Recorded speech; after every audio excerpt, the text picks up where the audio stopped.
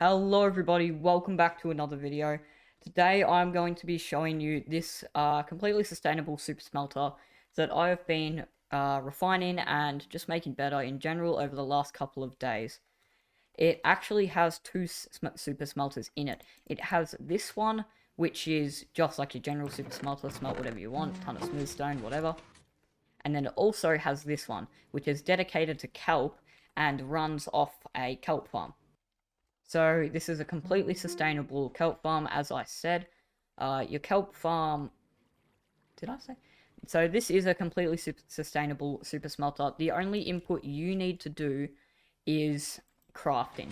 So if you flick this lever, you get what I call the kelp shower. Basically, 4 droppers throwing kelp onto you. And all you have to do is you can turn this off and craft 22 kelp blocks, for example. Put them in there, put the excess kelp back in here, and half of that kelp will get recycled back through this minecart, which will come down in a second. There it is.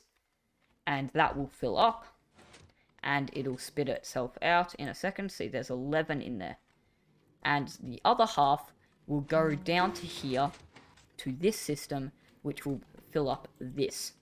Now, all of these have filled up over time, just from me running this. But they can actually be quite effective. Seeing as one kelp block smelts 20 items, that means that we end up, for every kelp block we use to smelt, we get 20 kelp.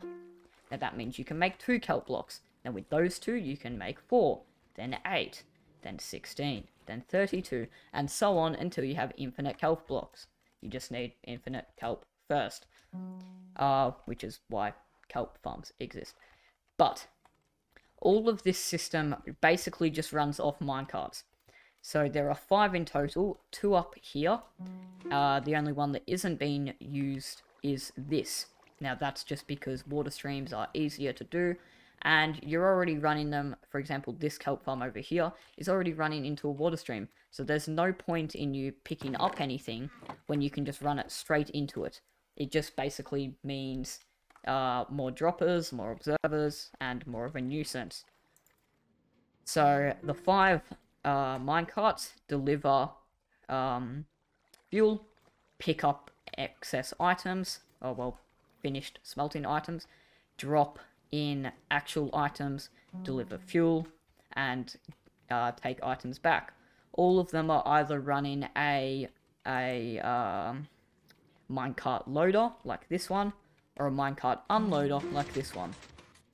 Now, with the minecart loaders, they are actually running off an etho hopper clock as to time it. So, realistically, this could go on forever. The only reason that I don't have it in the regular sense, where it's like this, redstone dust, where it's like that, is because otherwise this would never get powered. Unless this was full with 5 stacks. Now, sometimes, 5 stacks is a lot. That just got fully picked up. I'm going to take that. Now, 5 stacks is actually a lot of kelp blocks. As you saw, there was 3 stacks of kelp, and it got us 11 into here. That's a lot, as I was saying. So, you really just... I've set up this etho hopper clock, which is very simple to set up. It's just running into a note block, which is then observed by this observer, and then powering this piston, unpowering that piston, and it sends that on its jolly merry way.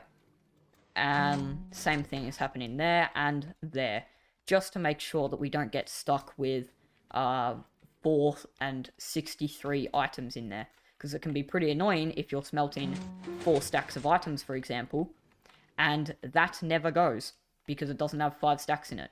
It will never leave if we were using the conventional method, and that's why I run this. Now, the note blocks can get slightly annoying, so you can just place blocks on top of them if you need to. It's not necessary. I sort of like it, actually. That's basically it for this video, realistically. There will be a tutorial coming out at some point, but between now and then, there will be a Lightmatica file in the description down below that you can go and download and use on your own worlds. Well, thank you for watching, and I'll see you in the next one. Goodbye.